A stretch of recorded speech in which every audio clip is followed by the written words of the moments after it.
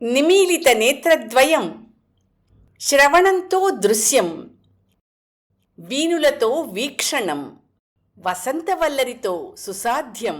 వసంతవల్లరికి స్వాగతం.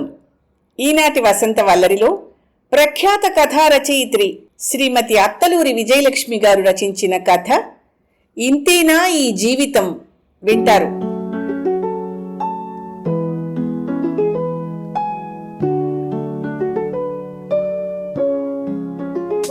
జానకి, మంచినీళ్ళివ్వు అంటూ లోపలికొచ్చి నీరసంగా కుర్చీలో వాలాడు ఆనంద్. టీవీలో సీరియల్ చూస్తున్న జానకి గబాల్న లేచి లోపలికి వెళ్ళి చల్లని మంచినీళ్లు తెచ్చిచ్చింది. ఆయన తాగిందాకా ఉండి ఖాళీ గ్లాస్ తీసుకుని 2 క్షణాలు ఆయన వైపు చూసి మౌనంగా అక్కడి నుంచి కదిలి వంటగదిలోకి వెళ్ళిపోయి కాఫీ కలపసాగింది జానకి. ఈ మధ్య ప్రతిరోజు ఆనంద్ అలాగే నీరసంగా వస్తున్నాడు. ఆ విషయం గమనిస్తున్నా ఏమీ చెయ్యలేని నిస్సహాయత. 60 ఏళ్ళొచ్చిందాకా సర్వీస్ చేసి బాధ్యతలు పూర్తి చేసుకున్నా ఇంకా ఆయన ప్రైవేట్ కంపెనీలో ఉద్యోగం చేయాల్సి రావడం విషాదం. ఇలాంటి విషాదం ఇంకోటి ఉందా అనిపిస్తూ ఉంటుంది ఆవిడికి. కాఫీ కలిపి తీసుకొచ్చి తీసుకోండి అంది. ఆనంద్ కళ్ళు తెరిచి కాఫీ కప్ అందుకున్నాడు. కుర్చీ ఆయనకి దగ్గరగా జరుపుకుని కూర్చుంది. ఆయన కళ్ళు మూసుకుని కాఫీ సిప్ చేస్తూ ఆలోచిస్తున్నాడు. ఏం ఆలోచిస్తున్నారు అని అడగాలనిపించినా అడగలేదు. కారణం ఆవిడికి తెలుసు కనుక. ఆయనైనా ఆవిడైనా ఆలోచించేదొక్కటే, ఈ జీవితం ఇంతేనా? సమాధానం లేని ప్రశ్న అయినా ఈ ప్రశ్న వాళ్ల గుండెల్లోంచి పదే పదే ఓ బుల్లెట్లా దూసుకురావడం మాత్రం మానదు. ఖాళీ కప్పు భార్య చేతికిచ్చి తిరిగి వెనక్కి వాలుతూ అన్నాడు, నీరసంగా ఉంది జానకి. బాధగా అనిపించింది జానకి. దుఃఖం కూడా వచ్చింది. కానీ ఏమీ మాట్లాడకుండా మౌనంగా ఉండిపోయింది. ఉద్యోగం మానేయండి అనాలనిపిస్తుంది. మానేసి ఏం చేయను, అప్పెలా తీర్చను అని ఆయన నవ్వే నవ్వు గుర్తుకొస్తోంది. ఆ నవ్వు ఆవిడ చూడలేదు, చూసి సహించలేదు. నిజమే, అప్పెలా తీరుతుంది? 1 కాదు, 2 కాదు, 15 లక్షలు. ఉన్న 2 ఆడపిల్లల్ని పెద్ద చదువులు చదివించాలన్నది ఆయన ఆశయం. అందుకే 2ని బీటెక్ చదివించాడు. ఎంఎస్ చేస్తే కానీ అమెరికాలో మంచి జాబ్ రాదు. ఎంఎస్ చేస్తాము అంటే వాళ్లకు ఉద్యోగాలు వచ్చాక తీర్చుకునే కండిషన్ మీద బ్యాంకు రుణం తీసుకుని మరీ అమెరికా పంపించాడు. ఎంఎస్ అయిపోయిన 2 ఏళ్ల దాకా 2కి మంచి ఉద్యోగాలు దొరకలేదు. తండ్రిగా సెంట్రల్ గవర్నమెంట్ ఉద్యోగిగా ష్యూరిటీ ఇచ్చినందుకు వడ్డీ కడుతూ వచ్చాడు.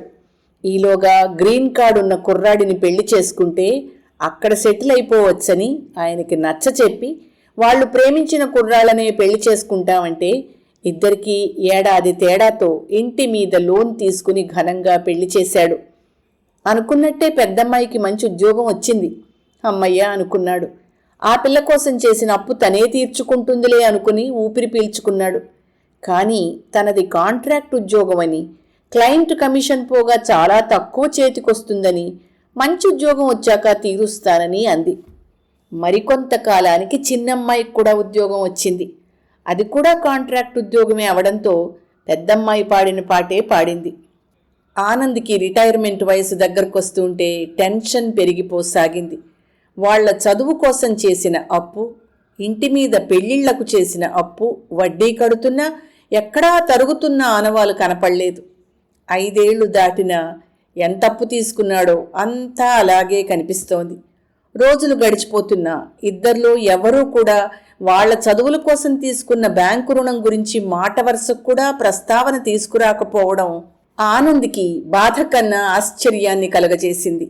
చూసి తనే ఓసారి గుర్తు చేశాడు. ఏమ్మా, మీ చదువుల కోసం చేసిన అప్పు తీర్చాలి, గుర్తుందా? నేను వడ్డీ కడుతున్నాను ప్రతి నెల. తీరుద్దా నాన్న?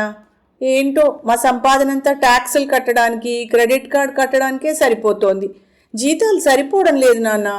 అందుకే ఇంకా ఫ్యామిలీ కూడా ప్లాన్ చేసుకోలేదు అంది పెద్దమ్మాయి. దాదాపు చిన్న కూతురు కూడా అదే అంది. అవునేమో, దేశం కాని దేశంలో వాళ్ల సమస్యలేంటో నాకేం తెలుసు అనుకున్నాడు. సరేలే, ముందు అప్పు తీర్చేస్తే తర్వాత సంగతి వాళ్లే చూసుకుంటారు. లేకపోతే ఈ వడ్డీ చక్ర వడ్డీ అయి అసలుని మించిపోయేలా ఉంది అనుకుంటూ ఇల్లమ్మి వచ్చిన డబ్బుతో 2 అప్పులు తీర్చేశాడు. మరికొంత అప్పు మిగిలి ఉన్నా దాదాపు తీరిపోవడంతో ఊపిరి పీల్చుకున్నాడు. అప్పు తీరింది. అద్దె ఇంట్లో బతకాల్సి వచ్చిన దురదృష్టానికి అసంతృప్తి మిగిలింది. అయినా కూతుళ్ళు తనకిల్లు కొనిస్తారన్న ఆశ, నమ్మకం ఆయన్ని వదల్లేదు. ఈలోగా రిటైర్ అయిపోయాడు. ఆ సందర్భంగా కూతుళ్ళు, అల్లుళ్ళు వచ్చారు అమెరికా నుంచి. ఆడంబరంగా పెద్ద ఎత్తున షష్ఠిపూర్తి రిటైర్మెంట్ ఫంక్షన్ చేశారు. తల్లిదండ్రులకి ఖరీదైన బట్టలు, బంగారు ఉంగరాలు కొనిచ్చారు. బంధుమిత్రులంతా అదృష్టవంతుడు పోయి పిల్లలు రత్నాలు అన్నారు. పొంగిపోయాడు. నా పిల్లలు నిజంగా రత్నాలే అనుకున్నాడు. 10 రోజుల్లో ఎవరిదారిన వాళ్ళు వెళ్ళిపోతూ ఇద్దరమ్మాయిలు తండ్రితో చిరాగ్గా అన్నారు, ఇదేమి ఇల్లు నాన్న, అస్సలు బాగోలేదు, పాత ఇల్లు, ఈ బాత్రూమ్లేంటి, ఈ పెచ్చులు ఊడిపోతున్న గోడలేంటి, ఇలాంటి ఇంట్లో ఉండడం ఏంటి అసహ్యంగా, ఇల్లు మారండి, మంచి ఫ్లాట్లోకి వెళ్ళండి. నిజమే, అమెరికా పిల్లలుండే ఇల్లు కాదు, అమెరికా పిల్లల తల్లిదండ్రులుండే ఇల్లు అంతకన్నా కాదు అనుకున్నాడు. ఇంత బతుకు బతికి ఇంటెనకాల చచ్చినట్టు గెజిటెడ్ ఆఫీసర్గా రిటైర్ అయి పుట్టిన దగ్గర నుంచి ఏనాడూ అద్దె ఇంట్లో ఉండని ఆనంద్కి ఇప్పుడు ఇలాంటి అద్దె ఇంట్లో ఉండడం నామోషిగా అనిపించింది. వెంటనే రిటైర్మెంట్ బెనిఫిట్స్లో రుణశేషం పోగా మిగిలిన 25 లక్షలకి పెన్షన్ మీద మరో 15 లక్షల అప్పు చేసి రెండూ కలిపి ఒక అపార్ట్మెంట్ తీసుకున్నాడు. ఫలానా అపార్ట్మెంట్ తీసుకున్నాను, మీకు నచ్చిందా అంటూ పిల్లలిద్దరికీ బ్రోషర్సు, ఫోటోలు పంపాడు. చాలా మంచి పని చేస్తున్నావు నాన్న, తప్పకుండా తీసుకో అన్నారు ఇద్దరు. నెలకి 20,000 ఈఎంఐ కట్టాలి, ఎలా తీరుస్తారు? ఆయన నిర్ణయానికి విస్తుపోతూ అడిగింది జానకి. బంగారం లాంటి 2 ఆడపిల్లల్ని అమెరికాలో పెట్టుకుని అనుమానం ఏమిటే పిచ్చిదానా అన్నాడు దర్పంగా. అంటే వాళ్ళు కడతారని మీ ఆశ? వాళ్ళు సరే అన్నారా? వాళ్లలో ఎవరు కడతారు, పెద్దదా చిన్నదా? ఏమీ తెలుసుకోకుండా మీరింత సాహసం చేయడం ఏమీ బాగోలేదండి, ముందు వాళ్ళతో మాట్లాడండి అంది జానకి. బా, నీకన్నీ అనుమానాలే జానకి, ఉన్న ఇల్లు వాళ్ల చదువులు, పెళ్ళిళ్ల తాలూకు అప్పు తీర్చడానికేగా అమ్మేశాను. ఆ విషయం వాళ్ళకి తెలీదా ఏం? మనం అద్దె ఇంట్లో ఉంటే వాళ్ళకి మాత్రం బాధగా ఉండదు అన్నాడు ఎంతో నమ్మకంగా. బాధ ఉండడం వేరు, బాధ్యత తీసుకోవడం వేరు. నా మాట విని రాత్రికి వాళ్ళిద్దరితో మాట్లాడండి అంది ఖచ్చితంగా. ఆవిడ పోరు పడలేక ఆ రాత్రే ఫోన్ చేసి, మీ అమ్మ ఇట్టా అంటోందమ్మా, మీ సమాధానం ఏమిటి అని అడిగాడు పెద్దమ్మాయిని.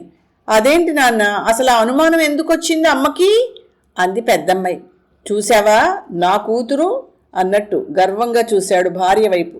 మర్నాడు చిన్నమ్మాయితో కూడా మాట్లాడి కన్ఫర్మ్ చేసుకుని 2 రోజుల్లో లోన్కి అప్లై చేయడం, ఉన్న డబ్బులో కొంత అడ్వాన్స్ ఇవ్వడం చేశాడు. త్వరలోనే ఇల్లు కొనడం, గృహప్రవేశం చేయడమూ జరిగింది. కూతుళ్ళకి, అల్లుళ్ళకి కొరియర్లో ఫోటోలతో పాటు ఖరీదైన కానుకలు కూడా పంపించాడు. అప్పటికి బ్యాంకు బ్యాలెన్స్ 1,30,000 ఉంది. నెలకి 30,000 చిల్లర పెన్షన్. మొదటి 2 నెలలు 20,000 ఈఎంఐ తనే కట్టాడు. 1,30,000 కాస్త 84,000కి దిగింది. 3వ నెల పెద్దమ్మాయికి ఫోన్ చేశాడు. 1 నెల నువ్వు, 1 నెల చెల్లాయి కడతారా, లేక ప్రతి నెల చెరిసగం కడతారా? నేను ఇప్పటికే 2 నెలల ఈఎంఐ కట్టేశానమ్మా. చెప్తాను నాన్న, ఓసారి చెల్లాయితో ఆయనతో కూడా మాట్లాడి చెప్తానే అంది.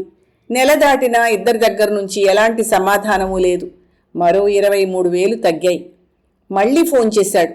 సారీ నాన్న, చాలా బిజీగా ఉన్నాను, ఆయనతో మాట్లాడడమే అవలేదు అంది పెద్దమ్మాయి. అక్క నాతో ఈ విషయం డిస్కస్ చేయలేదు నాన్న, నేను మాట్లాడి చెప్తాలే అంది చిన్నమ్మాయి. మరో నెల గడిచింది. Bank balance చిక్కిపోతోంది. ఆనందులో ఆందోళన మొదలైంది. ఉండబట్టలేక భార్యతో తన ఆందోళన వ్యక్తం చేశాడు. వాళ్ళ ఆడపిల్లలండి. అయితే పెళ్ళయ్యాక ఆడపిల్లలు మన పిల్లలు కాదు, వాళ్ళ మీద మనకేమీ హక్కులు ఉండవు. మనకేం చెయ్యాలన్నా వాళ్ళ భర్తల అనుమతి కావాలి. కానీ వాళ్ళు ఆధునిక యువతులు జానకి. అమ్మాయిలు ఆధునికులైనా సంప్రదాయాలు, ఆచారాలు ఆధునికం కాదు కదా. విస్తుపోయాడు ఆనంద్. అంతేనా? జానకి అన్నట్టే జరిగింది. మేం కూడా ఇక్కడ ఇల్లు కొనాలనుకుంటున్నాం నాన్న. మేము లోన్ తీసుకోవాలిగా. పైగా మా అత్తగారు వాళ్ళ ఇల్లు రీమోడల్ చేయాలనుకుంటున్నారు. వాళ్ళకేమో డబ్బు పంపాలి. ఇన్ని ఖర్చులంటే కష్టం నాన్న చూద్దాంలే, మెల్లిగా నేను చెల్లాయి మా వాళ్ళకి తెలియకుండా అంతో ఇంతో పంపిస్తాం. ఈలోగా నువ్వు కడుతూ ఉండు నాన్న అంది పెద్దమ్మాయి. నాన్న, మేం కూడా నిన్ననే అగ్రిమెంట్ సైన్ చేశాం. బోలుడంత అప్పు, దాదాపు 3 కోట్లు మన ఇండియన్ కరెన్సీలో. ఆయనేమో ఇప్పటికే వాళ్ళ పేరెంట్స్కి కార్ కొన్నారు, అపార్ట్మెంట్ కొన్నారు. ఇంకా నీకు పంపించడం అంటే కష్టమే. ఆయన కూడా ఒప్పుకోరు అంది చిన్నమ్మాయి. స్థాణువైపోయాడు. అవమానంతో దహించుకుపోయాడు. వాళ్ళ భర్తలు వాళ్ళ తల్లిదండ్రులకి ఇల్లు కొనొచ్చు, కార్లు కొనొచ్చు, కానీ వీళ్ళు మాత్రం తనకి డబ్బు పంపడానికి భర్తల అనుమతి కావాలా? వాళ్ళు ఒప్పుకోరా? ఏమిటి దౌర్భాగ్యం? తనేం పాపం చేశాడు? అదే అన్నాడు భార్యతో. ఇదేమిటి జానకి, మగపిల్లల తల్లిదండ్రులు కొడుకుల దగ్గర హక్కుగా అన్నీ పొందొచ్చా? మనకా హక్కు లేదా? ఇదేం న్యాయం? న్యాయాన్యాయాల సంగతి నాకు తెలియదు కానివ్వండి, ఇదే లోకరీతి. ఆడపిల్లలు పెళ్ళయ్యే వరకే మన పిల్లలు. పెళ్ళయ్యాక వాళ్ళ సంసారం, వాళ్ళ జీవితం అంతా వేరు. వాళ్ళు పరాధీనలు అంది జానకి. అదేంటి జానకి, వాళ్ళు కూడా వాళ్ళ భర్తలతో సమానంగా లక్షలు సంపాదిస్తున్నారు. మనం వాళ్ళని అప్పు చేసి అన్నీ కోల్పోయి మరీ చదివించాం. ఇవాళ మనం వాళ్ళకి పరాయి వాళ్ళవా? అందుకా నేను వాళ్ళని అంత కష్టపడి ఉన్నత స్థితికి తీసుకొచ్చింది. ఓదార్పుగా అతన్ని దగ్గరికి తీసుకోవడం తప్ప జానకి ఏమీ చేయలేకపోయింది. ఇంతేనా? ఇదేనా జీవితం? తట్టుకోలేని మనోవేదన, భరించలేని ఆర్థిక సమస్యలు. ఆనంద్ యుద్ధ ప్రాతిపదికన ఉద్యోగ ప్రయత్నాలు చేశాడు. నెలకి 20,000 జీతంతో ఒక ప్రైవేట్ కంపెనీలో అకౌంటెంట్గా ఉద్యోగం దొరికింది. కానీ చాలా దూరం వెళ్ళాలి. అయినా తప్పదు. వద్దనాలనుకుంది జానకి. కానీ కళ్ల ముందు అప్పులు కనిపిస్తుంటే ఎలా అనగలదు? 7 నెలలైంది. మనోవేదన, వయస్సు అనుమతించని శారీరక శ్రమ. ఆనందారోగ్యంలో మార్పు వస్తోంది. రోజురోజుకి నీరసిస్తున్నాడు. మధ్య మధ్య ఆగని దగ్గు, నడునొప్పి. అతని పరిస్థితి చూస్తుంటే జానకి కన్నీళ్ళాగలేదు. బలవంతంగా దుఃఖం అణుచుకుని, నడుంకేదన్నా బామురాయనా అంది మృదువుగా. ఆయన అంటూ పక్కకి తిరిగాడు. రండి, కుర్చీలో ఎందుకో, లోపల పడుకుందురు గాని అంది. ఓపిక లేదు జానకి, కాసేపు ఇలాగే ఉండని, ఒకేసారి డిన్నర్ అయ్యాక లోపలికి వస్తాను అన్నాడు. జానకి లోపలికి వెళ్ళి చపాతీలకి పిండి తడిపింది. ఫ్రిడ్జ్లో తరిగి ఉంచిన ఆకుకూర తీసి కూర పోపేసింది. రాగి జావ కాచింది. మధ్య మధ్య భగవంతుడా, నా భర్తని కాపాడువు అని వేడుకుంటూ వంట పూర్తి చేసింది. సమయం 8:30. ఆనంద్ నిద్రలోకి ఎప్పుడు జారుకున్నాడో. అతని దగ్గరగా వచ్చేసరికి గాఢ నిద్రలో ఉన్నాడు. లేపాలనిపించలేదు. ఈయనకి తిండి కన్నా విశ్రాంతి ముఖ్యం అనుకుంది. కానీ తిరిగి తెల్లవారి ఆఫీస్కి వెళ్ళాలి కాబట్టి తిండి కూడా ముఖ్యమే అనుకుంది. అంతలో జానకి అన్నగారు నారాయణ లోపలికి రావడంతో రా అన్నయ్య అంటూ ఆహ్వానించింది. అక్కడికి కొంచెం దూరంలోనే అతని ఇల్లు. వారానికి 2 సార్లు వచ్చి ఆప్యాయంగా పలకరించి మంచి చెడు మాట్లాడి వెళ్తూ ఉంటాడు. ఏమ్మా, వేళగాని వేళ పడుకున్నాడేమిటి బావా అడిగాడు. ఆఫీస్ నుంచి అలసిపోయి వచ్చారన్నయ్య, పడుకున్నారు అంది జానకి. ఏం ఆఫీసో, ఇంతకాలం చేసింది చాలేదా? ఎందుకమ్మా ఈ వయసులో కృష్ణారామ అంటూ కాలక్షేపం చేయక? అదోలా నవ్వింది జానకి. నువ్వు అలా నవ్వకు, నా కొళ్ళు మండుతుంది. ఏమైంది వాళ్ళకి? ఎందుకు డబ్బు పంపడం లేదు? అడగందే అమ్మైనా పెట్టదమ్మా, అడిగి వసూలు చేయండి. వాళ్లకుండే సమస్యలు వాళ్లకున్నాయి. పోన్లే అన్నయ్య. ఏమి సమస్యలమ్మా వాళ్ళకి? ఇళ్ళు కొనుక్కోవడమేగా. వాళ్ళ అప్పులు కోట్లలో ఉంటాయి. దాని ముందు మీ అప్పు ఎంతని తిప్పి తిప్పి కొడితే ఏడాది పాటు చెరో $500 పంపిస్తే ఎంతలోకి తీరుతుంది? అంతెక్కడి నుంచి తెస్తారన్నయ్య ఆడపిల్లలు? ఏమిటమ్మా ఆడపిల్లలు? ఆడపిల్లలు అని చదువులు చెప్పించకుండా వదిలేసావా? నీ రెండో అల్లుడు తల్లిదండ్రులకి ఇన్నోవా కారు కొనిచ్చాడు. ఆ మధ్య భువనగిరి దగ్గర 500 గజాల స్థలం కొన్నారు. ఆయన రిటైర్ అయ్యాడు. మీ ఆయన కన్నా చిన్నుద్యోగమే. ఇవన్నీ ఎలా వస్తున్నాయి వాళ్ళకి? అవన్నీ మనం అడగగలమా అన్నయ్య? మన సంస్కృతి సంప్రదాయాలు ఆడపిల్లలు సొమ్ము తినకూడదనిగా చెప్తున్నాయి. గాడిద గుడ్డేమి కాదు. ఏం ఆడపిల్లలని వాళ్ళని సరిగ్గా పెంచలేదా? ఏం లోటు చేశారనమ్మా? ఈ రోజుల్లో ఆడామగా తేడాలేమీ లేవు. హక్కులు ఇద్దరికీ ఉన్నప్పుడు బాధ్యతలు కూడా ఇద్దరూ పంచుకోవాలి. అయినా కొడుకైనా కూతుళ్ళైనా మీకున్నది వాళ్లే.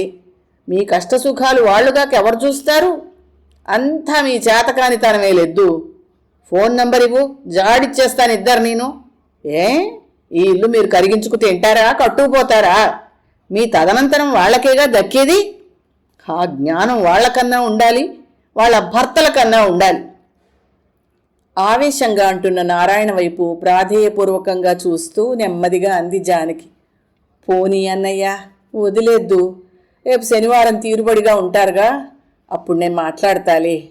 ఆయన అసలే మనోవ్యాధితో ఉన్నారు.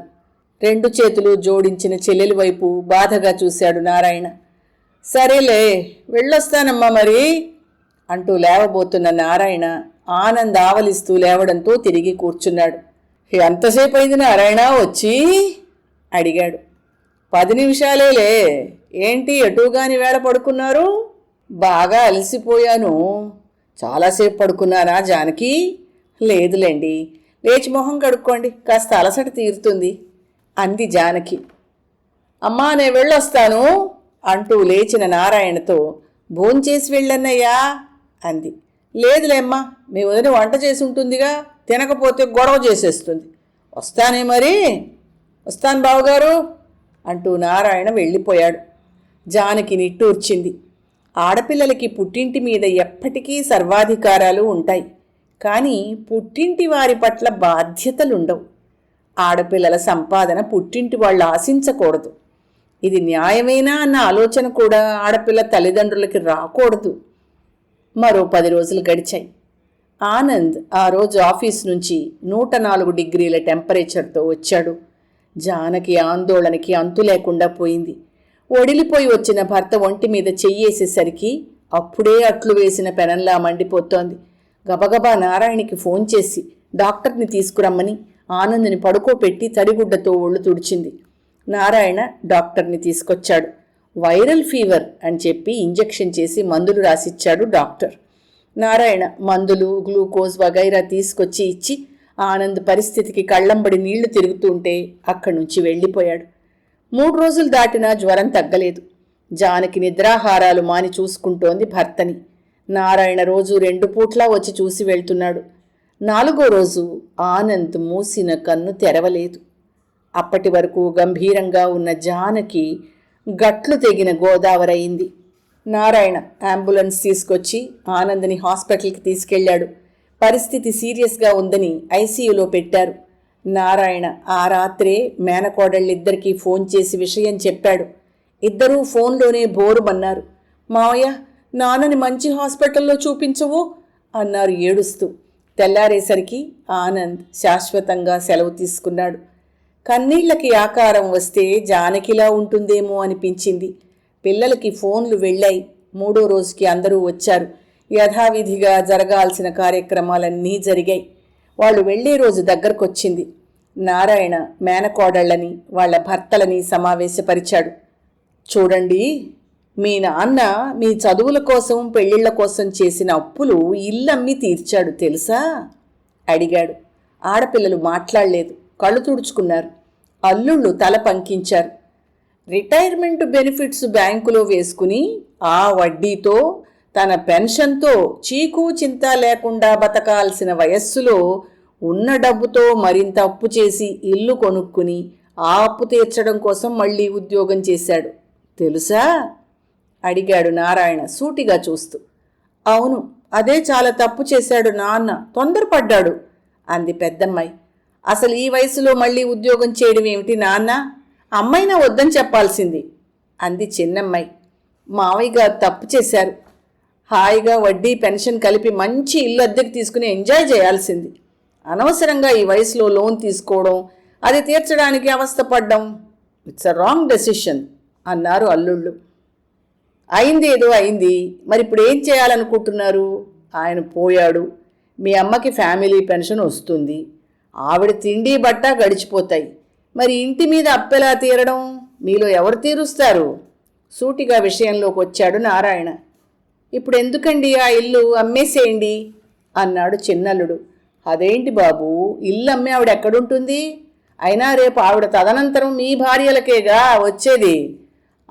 ఇప్పుడు ఆ ఇల్లు మాకు రావడం కోసం ఎదురు చూస్తామా? మా డైనింగ్ ఏరియా అంత లేదు, ఇల్లంతా కలిపిన. మేమేం చేసుకుంటామండి? అయినా మీ మేనకోడలికి 5వ నెల వచ్చింది. ఎలాగో తన డెలివరీకి అత్తయ్య గారిని పిలిపించాలనుకున్నాం. బ్యాడ్ లక్, ఈ ఇన్సిడెంట్ జరిగింది. సరే, జరిగేదాన్ని ఏమీ ఆపలేమనుకోండి. కాకపోతే ఆవిడ మరో 2 నెలల్లో మా దగ్గరికే రావాల్సిందేగా. అన్నయ్య చెప్పింది నిజమే. మేం కూడా ఫ్యామిలీ ప్లాన్ చేస్తున్నాం. అత్తయ్య గారు ఏడాదికి కనీసం 6 నెలలు మాలో ఎవరో ఒకళ్ళ దగ్గర ఉండాల్సిందేగా. అంచేత ఇల్లమ్మి లోన్ తీర్చేసి ఆవిడకి ఏదైనా సింగిల్ బెడ్రూమ్ ఫ్లాట్ చూడండి రెంట్కి. జస్ట్ చిన్న షెల్టర్ కోసమే కదా అన్నాడు చిన్నల్లుడు. నారాయణ రక్తం మరిగింది. చెల్లెలి వైపు చూశాడు. చలనం లేని దానిలా ఎటో చూస్తూ కూర్చుంది జానకి. అవును మావయ్య, అమ్మ ఇంకిక్కడుండి ఏం చేస్తుంది? మనవళ్ళు మనవరాళ్లను చూసుకుంటూ మా దగ్గరే ఉంటుంది. గ్రీన్ కార్డ్ వచ్చిందనుకో అక్కడే ఉండొచ్చు. అప్పుడప్పుడు ఇక్కడికి వస్తూ ఉంటుంది. హాయిగా కాలక్షేపం అయిపోతుంది. మాకు కూడా అమ్మ వండి పెడుతూ పిల్లల్ని చూసుకుంటూ ఉంటే నిశ్చింతగా ఉంటుంది కూడా. పెద్దమ్మాయి అంది. కళ్ళు తుడుచుకుంటూ అంది చిన్నమ్మాయి. నాన్నెక్కడికి వెళ్ళలేదమ్మా. నా కడుపును అక్క కడుపును మళ్ళీ పుడతాడు. ఆ రకంగా నువ్వు నాన్నను చూసుకోవచ్చు. వెళ్ళగానే పేపర్స్ పంపిస్తాం అత్తయ్య, వీసా వచ్చేస్తుంది, మీరేం వరీ అవ్వకండి అన్నారు అల్లుళ్ళు. నువ్వేమంటావు జానకి అడిగాడు నారాయణ. అమ్మేమంటుంది మావయ్య, మనం నిర్ణయించాల్సిందే, తనకేం తెలుసని అంది పెద్దమ్మాయి. ఇల్లమ్మేటప్పుడు మళ్ళీ వీళ్ళిద్దరూ సంతకాలకి రావాలేమో. ఇప్పుడే ఆ సంతకాలేవో తీసుకోండి బాబాయ్ గారు అన్నాడు చిన్నల్లుడు. నిజమే, తండ్రి ఆస్తి కదా, అమ్మాలంటే ఆడపిల్లలు సంతకాలు చెయ్యాలి. అందులో వీళ్ళకి భాగం ఉంటుందిగా అన్నాడు పెద్దల్లుడు. అలా అయితే డాక్యుమెంట్స్ తెప్పించు మావయ్య, ఒక పని అయిపోతుంది అన్నారు కూతుళ్ళిద్దరు. నారాయణ జానకి వైపు చూశాడు. ఆమె నిశ్చలంగా అలాగే కదలకుండా కూర్చుంది. చేసేది లేక నారాయణ మర్నాడు లాయర్ని కలిసి పరిస్థితి తెలియచేశాడు. ఇల్లమ్మాలంటే ఆడపిల్లలు సంతకాలు చేయాలండి అన్నాడాయన. డాక్యుమెంట్స్ రెడీ చేయించి ఆయన్ని కూడా వెంట పెట్టుకుని వచ్చాడు నారాయణ. మళ్ళీ అంతా సమావేశమయ్యారు. ఏమ్మా, ఈ నిర్ణయం మీకు అంగీకారమేనా అడిగాడు లాయర్ జానకిని ఉద్దేశించి. ఆవిడ ఏమీ మాట్లాడకుండా కూతుళ్ల వైపు చూసింది. ఇల్లు అమ్మడం ఇనెవిటబుల్, అదే సొల్యూషన్ అంది పెద్ద కూతురు. ఆవిడ కూడా ఓ మాట చెప్పాలమ్మా అన్నారు లాయర్. చెప్పమ్మా మృదువుగా అంది పెద్ద కూతురు మళ్ళీ. అల్లుళ్ళు ఆవిడ వైపు అసహనంగా చూశారు. ఈవిడ మాట్లాడదే అన్నట్టు. జానకి నెమ్మదిగా అంది. ఇల్లు అమ్మొద్దన్నయ్యా. ఒక్కసారి పెద్ద విస్ఫోటనం జరిగినట్టు చూశారు కూతుళ్ళు అల్లుళ్ళు. ఏమ్మా ఆశ్చర్యంగా అడిగాడు నారాయణ. ఎందుకని? ఒక విధంగా ఆయనకు ఆవిడ మాట చెప్పలేనంత ఆనందం కలిగించింది. ఈ పిచ్చిది కూతుళ్ళు ఏం చెప్తే అదే చేసేస్తుందేమోనని టెన్షన్ పడ్డాడు. అవునన్నయ్య, ఇల్లు అమ్మద్దు. మరోసారి నెమ్మదిగానే అయినా దృఢంగా అంది. అప్పెలా తీరుస్తావమ్మా? అయినా ఏం చేసుకుంటావా ఇల్లు? నువ్వేం ఇక్కడ ఉండిపోతావా? ఎలాగూ 2 నెలలు నా దగ్గరికి రావాలి కదా అంది పెద్ద కూతురు అసహనంగా. తల అడ్డంగా ఊపుతూ అంది జానకి. లేదమ్మా, నేనెక్కడికి రాను, ఇక్కడే ఉంటాను, ఈ ఇంట్లోనే ఉంటాను. అప్పు ఎలా తీర్చాలి అనేది నా సమస్య కాబట్టి దాని గురించి తర్వాత ఆలోచిస్తాను. ఏంటి, మా దగ్గరికి రావా మరి? మా పిల్లల్ని ఎవరు చూస్తారు? విస్తుబోతూ అడిగారు కూతుళ్ళు. ఆవిడ అదోలా నవ్వింది. మీ దగ్గర బోలెడు డబ్బుంది. డబ్బిస్తే ఎంతోమంది ఆయాలు దొరుకుతారు. ఇండియా నుంచి కేర్ టేకర్స్గా చాలామంది మీ విదేశాలకు వస్తున్నారని విన్నాను. పిలిపించుకోండమ్మా, నేను మాత్రం రాను. చాలు, ఇప్పటిదాకా చేసింది చాలు.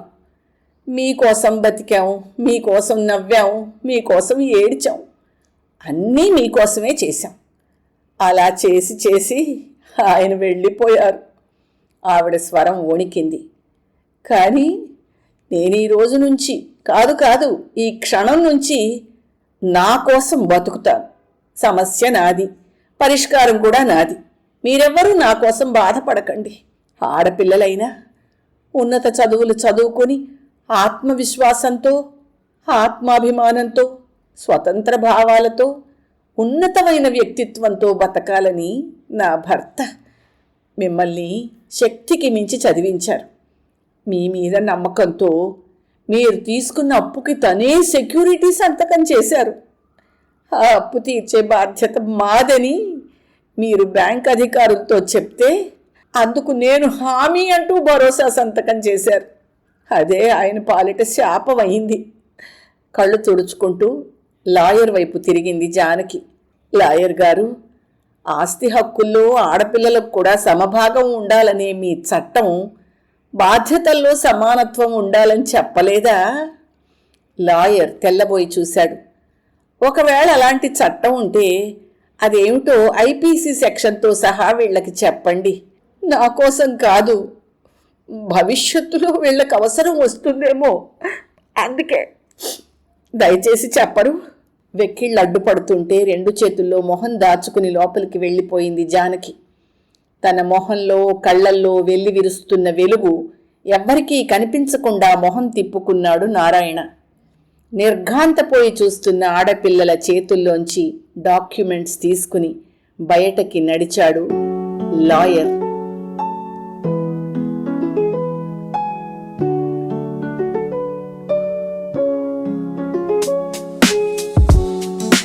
వసంతవల్లరిలో సుప్రసిద్ధ కథా రచయిత్రి శ్రీమతి అత్తలూరి విజయలక్ష్మి గారు రచించిన కథ ఇంతేనా ఈ జీవితం విన్నారు. వసంతవల్లరిలో ఇవాల్టి కార్యక్రమం మీకు నచ్చిందని ఆశిస్తున్నాను. అందుకే లైక్ చేసి మీ మిత్రులకు, బంధువులకు లింక్ను షేర్ చేసి మీ అమూల్యమైన అభిప్రాయాన్ని నాకు కామెంట్ బాక్స్లో తెలియచేయమని, వసంతవల్లరికి సబ్స్క్రైబ్ చేయమని విన్నవించుకుంటూ మీ వసంతలక్ష్మి అయ్యగారికి సెలవు మరి. Thank you. వసంతవల్లరి మిత్రులు, శ్రేయోభిలాషులు, వీక్షకులు, శ్రోతలు అందరికీ ఒక విజ్ఞప్తి. గతంలో లాగానే ఎప్పటికప్పుడు నా కథలను విని స్పందన తెలియచేయమని కోరుతూ, నేను చదివిన కథ మీకు బాగా నచ్చినట్టయితే తప్పకుండా హైప్ ఆప్షన్ నొక్కి నన్ను ప్రోత్సహిస్తారు కదూ.